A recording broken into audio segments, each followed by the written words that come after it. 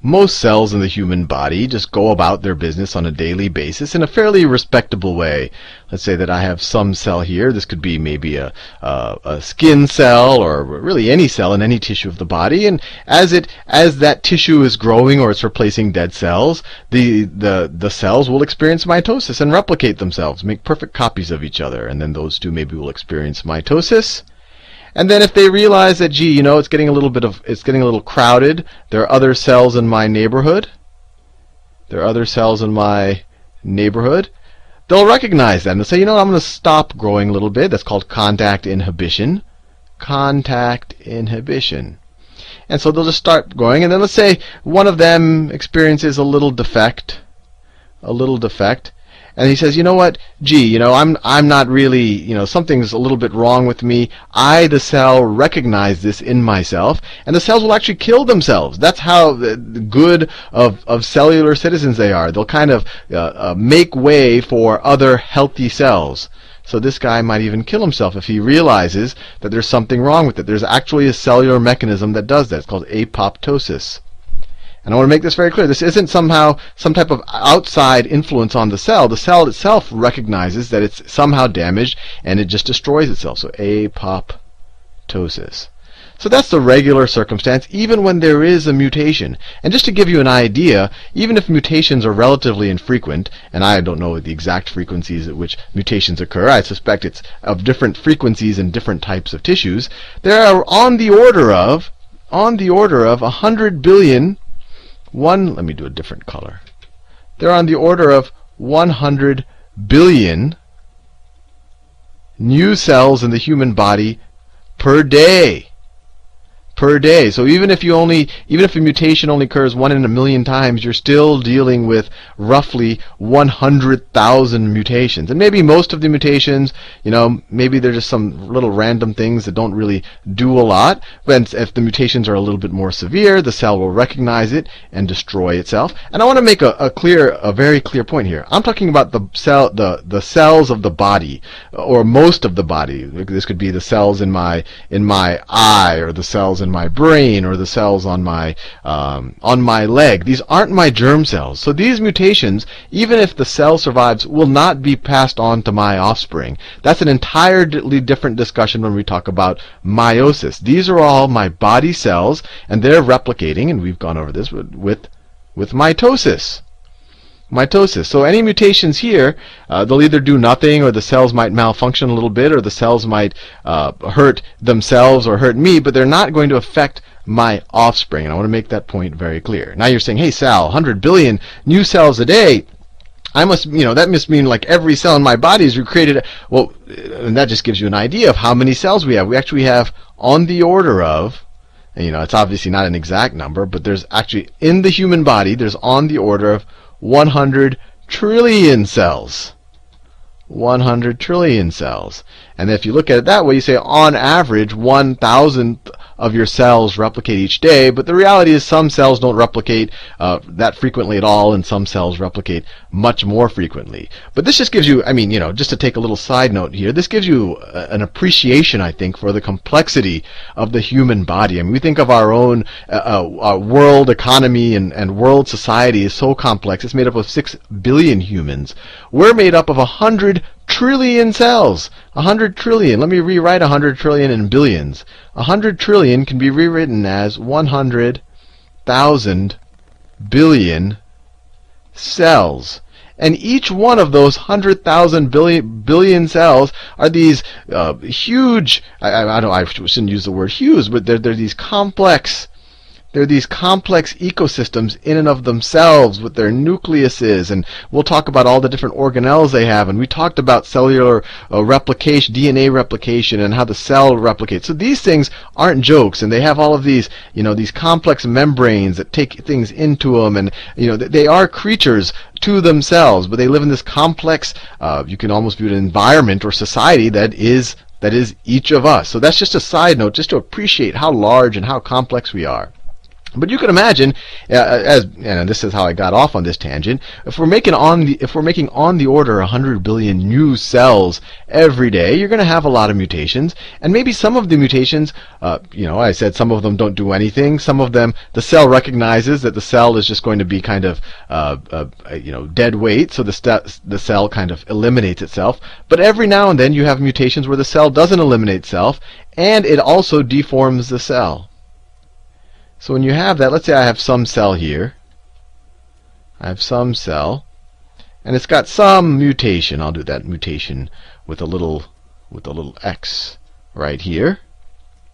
With a little X. That's it's in a DNA. Maybe it's got a couple of mutations. So one of the mutations keeps it from experiencing apoptosis or destroying itself, and maybe one of the mutations makes it replicate a little bit faster than its neighbors.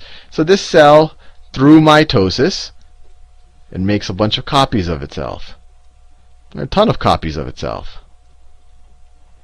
And this kind of body of cells, that essentially has a defect. They're all from one original cell that kept duplicating and then those duplicating. But all of these are defective cells. If you were to look at them in kind of a, compared to the tissue around it, it would look abnormal in some way. Maybe it wouldn't function properly. This is called a neoplasm.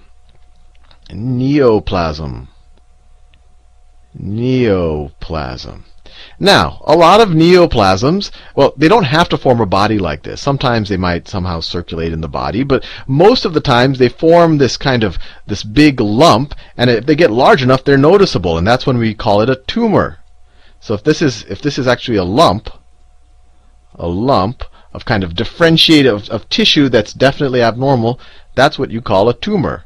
So the term neoplasm and tumor are often used interchangeably. Tumor is the word we use more in our everyday vocabulary. Now, if this lump just kind of grows to a certain size, but it doesn't, it's just there, doesn't really do anything dangerous. It's not replicating out of control. I guess it's not replicating a lot faster than its neighboring cells, and it's just hanging out, maybe growing a little bit, but and not in any significant way harming our environment. We call that a benign tumor or benign neoplasm. Benign. And benign essentially means harmless. Benign tumor. That means if it's, that's good. You want to hear that. If you got a lump, God forbid you have a lump either way, but if you do, it's a benign tumor, that means, that lump, it can kind of stick around, no damage done. But if these DNA mutations, maybe some of these it is benign, but maybe one of the benign ones has another mutation in it that starts making it grow like crazy. Grow like crazy. And not only does it grow like crazy, but it becomes invasive. And invasive means that it doesn't care what's going on around it. It just wants to infiltrate everything. So let's say that guy grows like crazy, and he starts, let me do it in a different color, and he starts infiltrating other tissue. So he's invasive. So super growth. He's invasive. So he doesn't care what's going on. He's all of a sudden turned into some type of a cellular psychopath. And even worse, his descendants, it's not just one cell anymore. He just keeps duplicating and passing on this kind of a broken genetic information that makes it want to replicate. And then maybe even more, there could be more and more things that break down in its, offspring or the DNA that comes from its replications. And actually, that's a good likelihood, because the same parts of its DNA that broke down, some of the DNA that broke down in this guy, some of the mutations might have actually hurt the DNA replication scheme, so that mutations become more frequent. So more frequent mutations, more frequent. So as these replicate, more and more mutations appear, and then maybe eventually one of the mutations appears that allows these cells to break off and then travel to other parts of the body. And then in those parts of the body start to take over and start taking over all of the cells. And this process is called, the cell has this is one of the hardest words for me to say, something wrong with my brain, but the cell has metastasized. metastasized. You might have heard the word metastasis, and that's just the notion of these run-amok cells all of a sudden being able to travel to different parts of the body. And I think you guys know what we call these cells that aren't respecting their cellular neighborhood. They're growing like crazy. They don't experience that contact inhibition. They're invasive. They start crowding out other cells and hogging up the resources, and they keep mutating really fast because they have all of these genetic abnormalities, and eventually they might even break away and start infiltrating other parts of the body. These are cancers, or cancer cells. Cancer cells. And so you might have an appreciation for why this is so hard.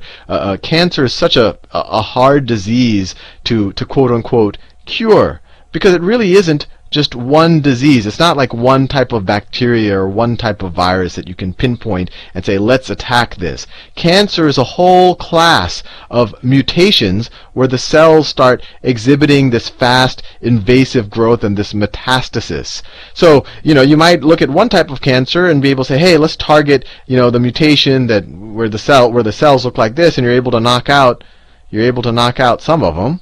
Let me do this in this color, so maybe you're able to knock out that guy, that guy, that guy. But because their DNA replication system might be broken in some way, they continue to mutate. So eventually you have one version that's able to not be knocked out by whatever method you get, and so you have this kind of new form of cancer, and then that new form of cancer is even harder to kill. So you can imagine that cancer is it's kind of a never-ending fight, and you kind of have to attack the general idea behind it. When you chemotherapy and radiation, all of these type of things, they try to attack things that are fast growing, because that's the kind of one common theme behind all of the cancers. And we could do a whole playlist on what cancer is and how people are attacking it. But I wanted to at least show you in this video that cancer really is just a byproduct of broken mitosis, or even more specifically, broken DNA replication. That we have all of these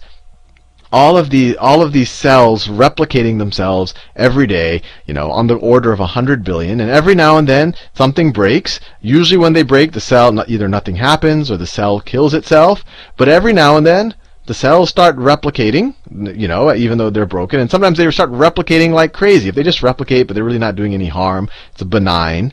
But if they start replicating like crazy, taking over resources and spreading through the body, you're dealing with a cancer. So hopefully you found that interesting. You already know a good bit of the science that kind of deals with what is probably one of the worst ailments that we deal with as creatures. And obviously we're not the only people who can experience cancers. Even plants have cancers.